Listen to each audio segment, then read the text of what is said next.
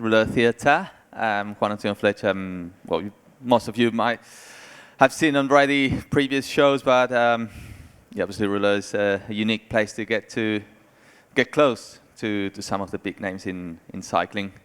And now is the time to talk with very important cyclists, 3 of them domestics and winners of stages at the biggest races of the year. So please welcome Anna Henderson,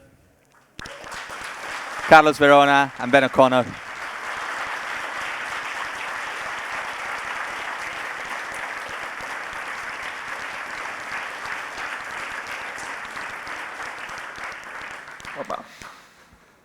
Well, we're here to talk, as I say, about life as a stage racer. So all these stage races in the calendar, and obviously, Ben, you had a good last year, good this year, but I want you to tell us how you assess 2022 season for a young rider like you, if you compare it with the previous year.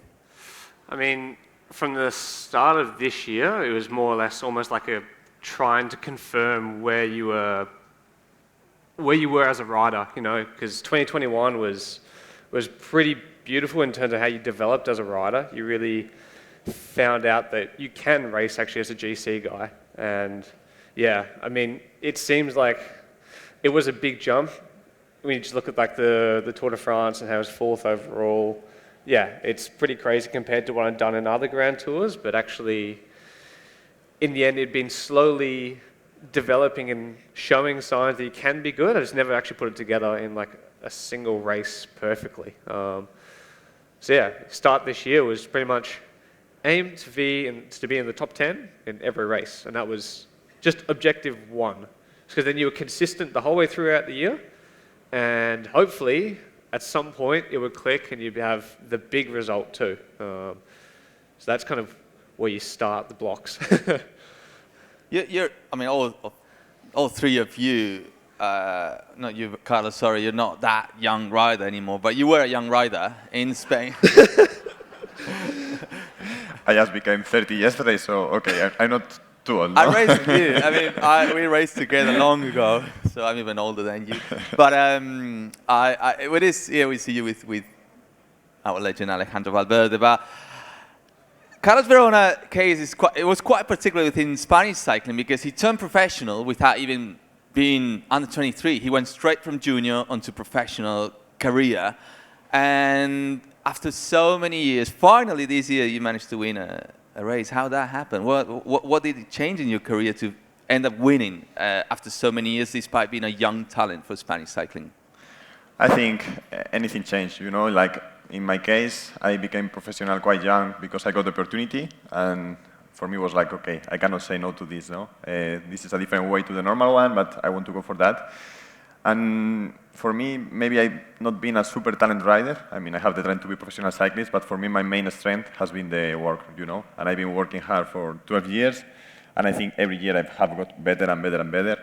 And finally this year, I think I found my place in cycling, my place in life also with my family. I got a big stability, and I think that's why I'm getting better and better. And this year I got the opportunity, and I say I have nothing to lose, just a day to enjoy, to win, ride for myself. That's at the end, you don't get too many opportunities during the year, and I did it, and it was super nice.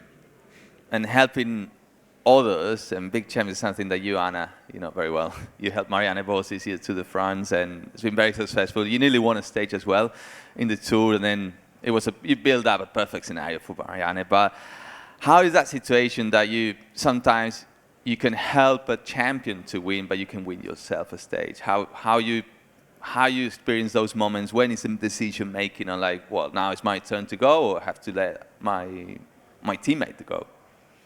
Well, it's really great working for Marianne because, she's a great champion. She'll always finish it off. And my first tour this year was a big learning curve, and I was really grateful for the opportunity that the team gave me to have that freedom in that stage.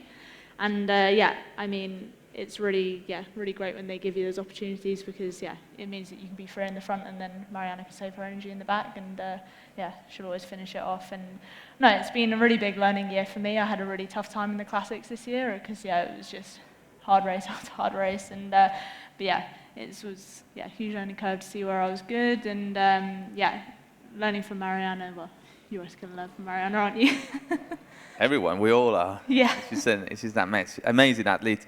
And you just mentioned how hard the season can be, like at the classics, just race after race. And you, Carlos, you raced for so many years already, and I think you learned a lot about stage races. And what do you think should be the future of stage races? They should be are they harder now than they were in the past, or? I don't think the races are harder, but I think just the level is going higher and higher, you know. Like every year, I think people is more prepared.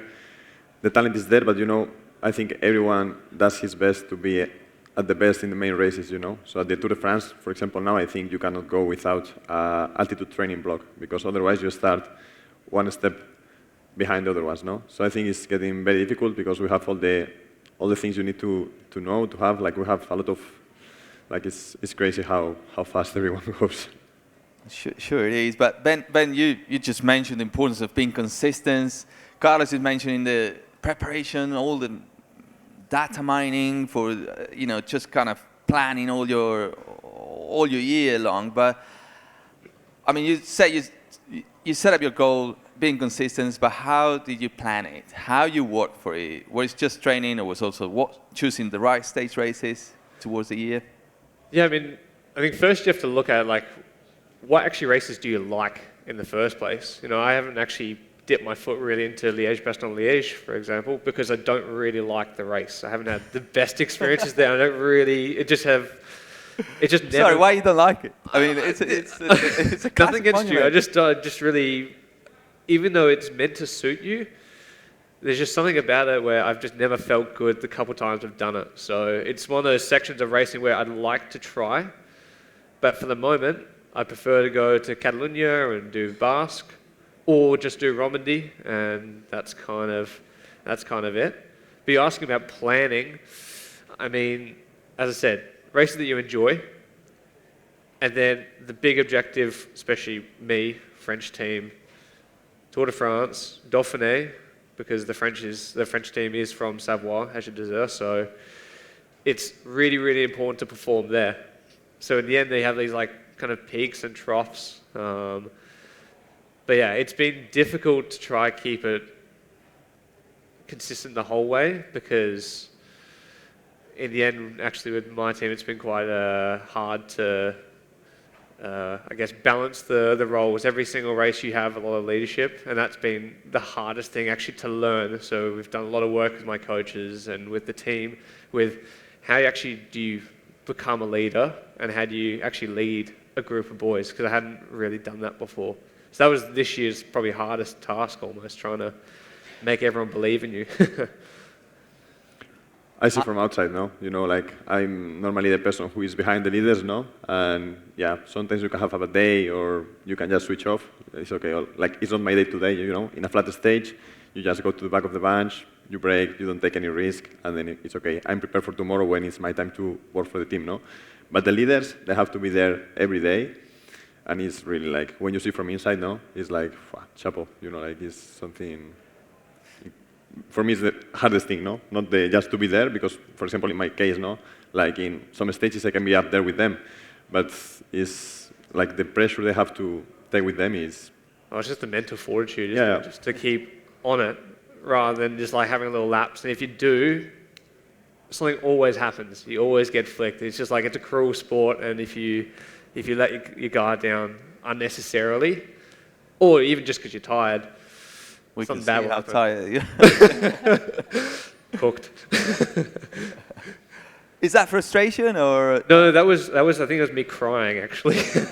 after the tour in last year. I'm pretty sure that was that's when those photos were from. You look a lot more emotional here. Yeah, good memories. Oh, celebrating. Yeah. Are these images bringing you some good memories? I mean, now you look at them, and do you look back to your results, your achievements much? I mean, that day, it's your first... It wasn't my first Grand Tour win, your first Tour de France stage win. And then on a day like that with the Alps and the rain, it was like just an absolute shocker.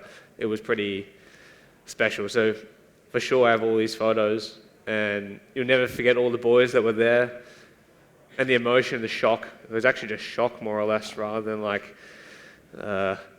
joy. It's just something that it just hits you. It's such a big race. It would be. I wish it was sunny. There'd be a lot more people, but in the end, you can't have it all.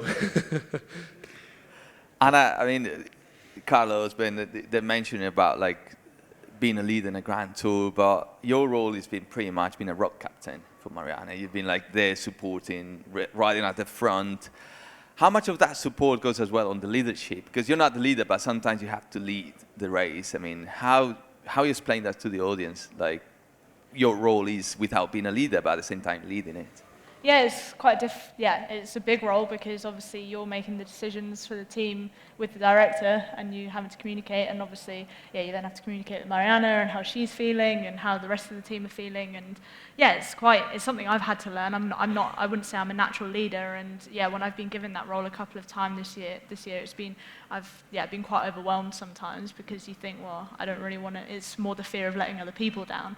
And I think you have to try to build the confidence in that role and really be confident with the decisions that have to be made. And I think, but at the same time, you have to draw support from your teammates because at the end of the day, you're a team and you win together, lose together. So I think it's a really interesting role, and I think it's a very understated role. Would you say? I think a lot of those riders get kind of pushed to the side, or you don't really realize how much goes into it and how important they are for keeping the team together. And I mean, I would say I'm nowhere near being one of the best camps down there, but I hope to grow into being either a leader and being a captain role, or either trying to learn to be a leader for the races. But I think learning to be a captain also helps you grow to be a leader as well. I think it's a big thing to grow your confidence surely and slowly, and even if you then could be a captain in the bigger races, you kind of learn a type of leadership role, which then I mean for me could help to learn to be hopefully a leader in a few years in the bigger races. But hopefully Mariana might need to get a bit worse, or Mariana might need to get a bit better. Well, obviously leaders have bad moments too, and that's what they need your support, but especially you, Carlos. Which moment will highlight of your career of like one of your leaders having a bad moment and you've been so supportive in order to make him perform better? Is there any moment? Which is the moment you might remember the most? Say again, like one moment? A moment in which one of your teammates, your leader teammate, who you had to work for, had a bad moment on the race, on a stage race, and there comes your role to support him more mentally rather than physically, because physically can't do anything. No. I think like... Which moment would you highlight here? For sure we have one very recent, like this year in the Tour de France, like Enric Mas just collapsed. I think just because maybe the pressure, I think we had many different factors. The first one, I think we were like in this fight position for keep the World Tour status, and I think this was like big pressure on him. And I think, like he had 3 crashes. I think mentally he was a little bit broken. And I think it was like very difficult moment for all the team. And we just tried to stay together. Like, when you are in a sport, you know that sometimes you are really down. But for sure, if you keep working and going, you will go up again. And I think is what we did, no? In the Tour de France, we had probably one of the worst moments of our life in the sport. But we keep working together for La Vuelta.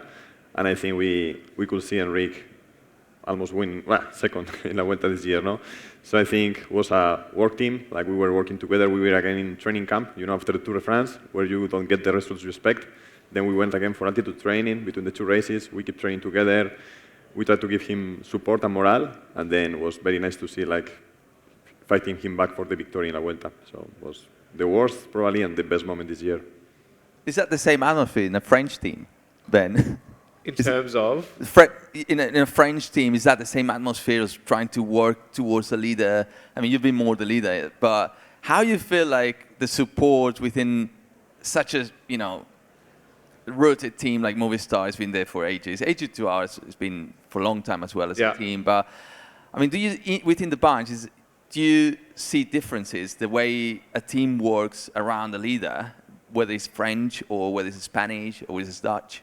Yeah, I mean, different teams, definitely different styles of racing, different cultural it's almost just how they've shaped in terms of their racing. I'd say that actually our team, a lot of the French guys do like to chill when they can. And then when it's really on, then you're at the front. But there's a bit of panic around there. And that's where you got the differences between, for example, Oliver Naesen. He's always at the front, he's always there more or less. So he's kind of contrary to that and tries to push the boys to be actually at the front, like Movistar really often. The team culture is more or less, and they had this with Valverde, always be at the front. Yeah. Team starts riding, we're third team. Whilst with Agility, the boys can be a bit slow, and then you're a bit too far back.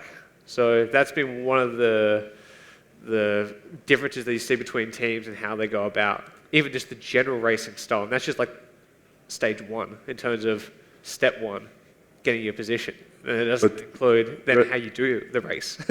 You are starting to change the game, eh? I remember this year some fights for position, eh? I spent a lot of time next to Carlos because we're just teams like this, a block, and you're always a little... elbow out, elbow in. Yeah. You learn about elbows in your quick-step time, don't you? Didn't you? Exactly. Because Carlos rode for quick-step, that was more a classics team, but you were a stage racer. I mean, what is that happening? What is the role of a stage racer on such a culture classic team like quick-step? What were you doing there? In that time was very nice for me because I had the opportunity to race all the stage races from the calendar, you know, because anyone want to go to Basque Country, to Catalonia, so I had the opportunity to race all that races when I was young, and it was very nice, no? And at the same time, like, learn from, I remember, I was, for example, with Tom Bonnen in Tour of California, and so it was very nice. For me, it was, like, the best team for that time of my career. But at one point, I understood that in that team was no place for me, you know? In that time, they didn't have any GC ambitions. Today has changed, but in that time, they didn't. And that's why also I decided to change to Mitchelton Scott. In that time, they had the Yates brother, Chavez, and that was the decision, no? Go out for a team where they will have like GC ambitions, and I could help, no? Because I think at the end, when you are in professional sports, the most important thing is to find your place, you know? Like, I think everyone has a talent, and you have to try to be the best in your position, no? And I knew from the moment one that I was not a winner. I had to do something else, and Quick Step probably was not the team for me, no? And I had very good times there, but it was not my place. And now in Movistar, I have found a place where, like, I'm probably in the best races, not because I'm winning, because I'm helping others to win. And like you said before, no? Like the role you have to do sometimes behind, like road captain, like sometimes taking decisions during the race, trying to give calm, you know, to the team, because sometimes I think the biggest problem of when you're in a race is when you get nervous, because you always do the wrong decision, no? So you have to try to stay calm, and yeah, it's something you learn with the time. It's just experience. And Carlos, at the end of this season, successful season, the most successful season of his long career already, he jumped into gravel racing. How you guys, I mean, how you see gravel racing now just coming with a world championship? Is that a new trend that suits you as well? That just motivating you, or? I think, personally for me, I think it's something really fun to do. I don't know whether I would necessarily go into the racing side. I think you can spread your, what we call it, putting your eggs in one basket. I'd prefer to keep mine in one basket so I can do the best I can in one discipline. But I think it's such a great thing because, yeah, I see communities of people going out in the UK and, yeah, doing gravel. My mum, she does gravel club rides. You know, it's a great social thing, and I think if it gets more people on bikes, I think that's a really important thing. And yeah, it's a really, I think it seems a little bit cooler, I'd say, than road cycling. So yeah, I mean, you get a whole different demographic of people that come into it, and yeah, it's more people on bikes, and I think it's a really awesome thing that's happening. But yeah, I'd say it's quite a big trend at the moment. But yeah, I think it's a good trend. Yeah, I think it's pretty awesome, and I think it's really cool that I mean, it's kind of just an extension from mountain biking in a way, but to a lesser extent. That's why it's kind of, it sits in the middle. I'd prefer to go mountain biking than all or nothing, gravel. right? Yeah, kind of. But then if you go mountain biking, it's a little bit more dangerous. I only had a mountain bike for maybe a couple months, and I broke my collarbone, and then voila. Sold it 1 month later, and that was it. That was the last time I touched a mountain bike, so I'm probably the worst person to ask. But I think gravel biking is in its own demographic, because it's so long. So it's completely different to mountain biking. So it really kind of brings in a whole new, kind of group of riders that have, they've always done the gravel racing, so it's kind of interesting to see the original gravel racers competing against, the big names like Van der Poel and all the other riders that did the gravel world. So I think of course he's used to long races, but I think it's an interesting thing where you see people that are really good in different disciplines thinking they can come into just slot into gravel racing, but then you have the true gravel races. So I think it's cool, but I mean I wouldn't say I'm very good at it. I'm up for it. Well, I would be up for it. But Carlos, you were part, as Anna just mentioned, on the Worlds as well. Just tell us about the World Championships. How did it feel participating there? I mean, I was there because, like, when I finished the season this year on the road, I finished in La Vuelta, and mentally I was a little bit done, Like, it was a very hard season, very demanding, a lot of effort, and when I finished the season, I want to keep racing and riding, but enjoying cycling, Because sometimes I had the feeling like I lost a little bit the joy, just because too much pressure, too much stress, and I want just to enjoy cycling. And that's why I jumped to gravel, And in gravel, I found this. I found like something like he said, in between mountain bikes, road racing, but more social, where racing was important, but not the main thing. Also was like more social, more about discovering new places. Also where the tactics were not so important, I won, like just after the Vuelta, I did the race, like one of these World Series, and I won. And I enjoyed so much the race because I didn't think in anything apart from go full gas. And sometimes when you race the Tour de France, it looks like everything is so important. Like you cannot risk anything. Every movement you do is like for a reason. Like we think too much. And in this race, I didn't think. I just go full gas. It was super nice. And then, I say, okay, now I'm qualified for the Worlds. I don't really want to keep racing because I'm too tired, but I want to go there and enjoy. It was super nice because I was there with the family. I was in the first World Championships. I also shared the experience with a lot of people. When you are in professional road cycling, you are just with the 200 people that is in the same bunch than you. When you are in these World Championships, it was people from all different age groups. It was very nice. Like I think I enjoy a lot this part of the season, and I think it's something in the future I would like to do more because it's also cycling.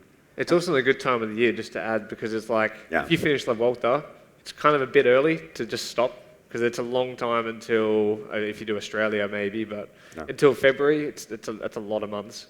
And if you take too much of a break then, actually from a work point of view, it's actually too long. So if you can just like drag it out just for an extra couple of weeks, kind of means that you don't have such a long off-season break, because training by yourself or at least training strongly for the last week of October to start your season is kind of a bit early. So you kind of want to extend that kind of period. But I think in general, professional road cyclists, we are overtrained because I feel, at least me, when I have my best performances is when I come from a long rest period. Like last year, I crashed in La Vuelta and I had to be out for the bike for more than 1 month. And then this year, maybe the race where I feel better was in the first race of the season, Yeah. And I think sometimes we do too much, Yeah, I actually take way more gaps after races now, like little trips somewhere. Say you go to south of Italy, or we go to Basque Country, or whatever it is.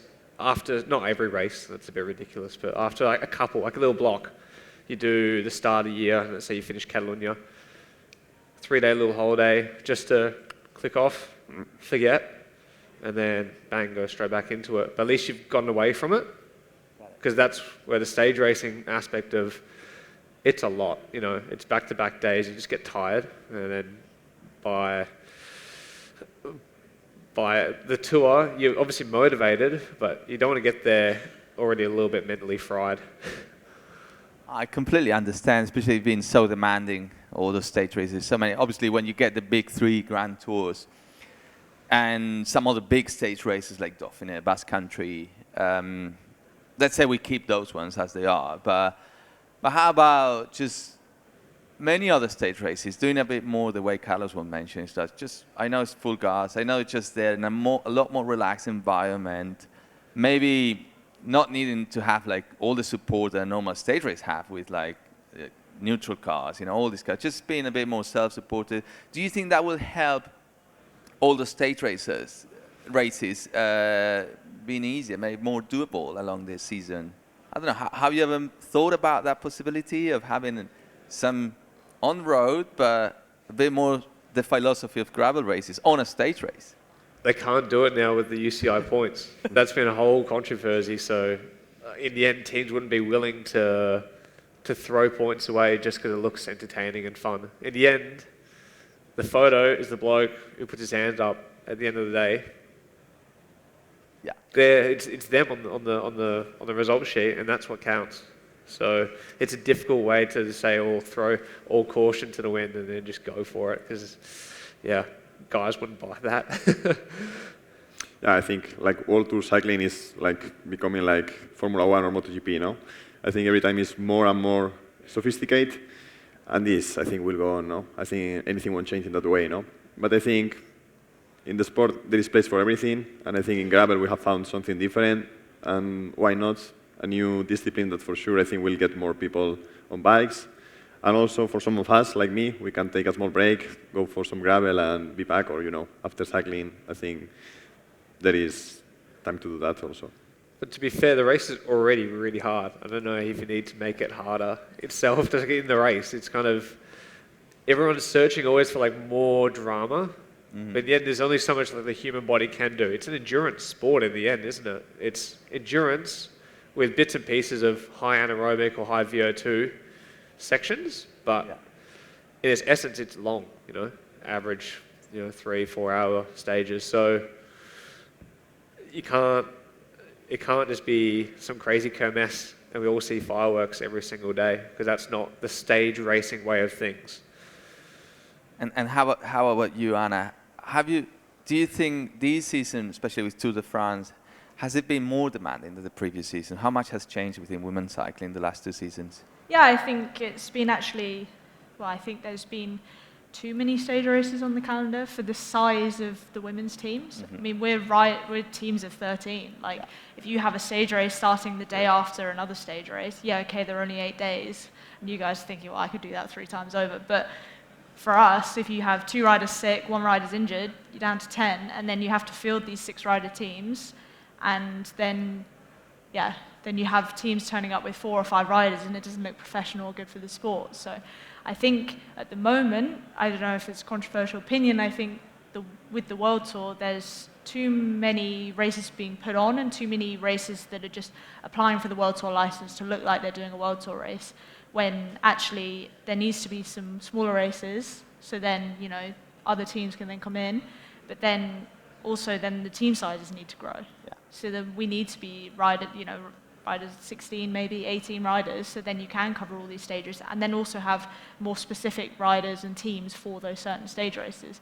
Because this season, I was 1 minute I was in Flanders, and then the next minute I'm saying, can you get a top 10 in Liège? I'm thinking, am I riding the classics, or am I riding, am I climber? So it's, at the moment, women's racing, and as races, you're expected to do everything. Yeah. But then all these races are coming in, and there's too many races that then you just end up so tired and you can't, But I think, obviously with more riders comes more money, and more money is more, it's a whole kind of, circle that needs to be solved. But I think next year, I think we're a bigger team, so I think it will be more manageable. And I think women, like certainly the top riders, female riders are starting to specialize more in certain races. They are going away, doing altitude blocks, doing more training blocks, and targeting the races. But then, if you start to do that, then there's 1 rider gone, and that's a huge part of the team gone for a block of races. So I think it's interesting, but I think it's really good that all these races are coming in, especially the first tour was, really special, and to be a part of that was, something I'll never forget. But I think we're not there for 21 days yet. No. Personally, I don't want that. Maybe in the future. I think I'll retire. I mean, we're talking about day races a year. I don't know, Carlos, you've been pro for so many seasons. Is there any season in particular in which you felt like this is going too long? I mean, and how many days of racing, so the audience can understand how many days is a bit too many days racing in the year? I don't know, like, if I think to me, like, probably the last season has been the most demanding, but because I told you before, no? Like, we had very difficult times in the Tour, La Vuelta was very good, and then it was like, okay, it's time to relax. But yeah, I think, like, you are from February till September, October, mainly always focused, no? For example, in my case this year, was not about the race days, because I raced, I think, around 75, 77, which is good. I think the UCI limit is around 80. I think you can do some more now, but you have to ask permission to do more than 80. Okay. And I did 77. But for me, it was not the races, it's like just the lifestyle, no? Like he said, maybe sometimes we should think more like to take proper breaks. I tried to do. Actually, last year in the middle of the season, I went to Kenya, like in May. After Romandy, I was like, okay, I go to Kenya 1 week, no bike, family, and that's all. But still, it's very hard because, like I told you, like in my case, this year I did altitude training in between all the races I did. Like in between every race, I was sleeping in altitude. It's true that in my case, it's quite easy because I live in Andorra. I have just like the altitude place 30 minutes away from home. So it was quite easy to do it. But still, like, you know, like season gets long and it is what it is. But at the same time, you think, okay, it's now the moment to do it, no? And it's something I see, especially now. I just became 30. I'm in the sport for 12 years. And this is not forever. And I have to do the most now. I have the best years of my career now. And there will be time to do something else in not too long time, you know? So, and also with the family, no? I spend a lot of time away from them. I have 3 children, and it's probably the biggest motivation, no? Like when you're away thinking about them, and it's before when I was younger, was sometimes you went to the races not so focused, no? It's a race, and now it's okay. I'm gonna make the most of the time away from home to make it work, no? And at the end, this is hard, but it is like it is, no? And we are in high performance sport. And you have to be 200% to be in your best version. It's definitely interesting because before, you know, at the beginning, Ben, you would say, oh, you have to choose the races you like to do because you have to be motivated. I just understand how important it is being motivated and doing like you like. In your case, Ben, it was more like, I really need to like them. And in your case, Carlos, is like, if I'm going to a race, I'll just give it all because, you know, it's not forever. What is true, though, is that, you know, on every stage racer thing, you guys give it all. And you try to give it all for different reasons. And obviously, during your career, I think that's going to change. Because as Carlos well illustrated, your life changed during your career. You know, you're now young, then you're not, then you see more at the end. And obviously, everyone will adapt to that part of your career, which is really good to see. So I really enjoyed a lot the talk with you guys, talking about your careers, your calendars, your races, and your future. And I just wish you the best. And thanks for being here today. Cheers. Thank you.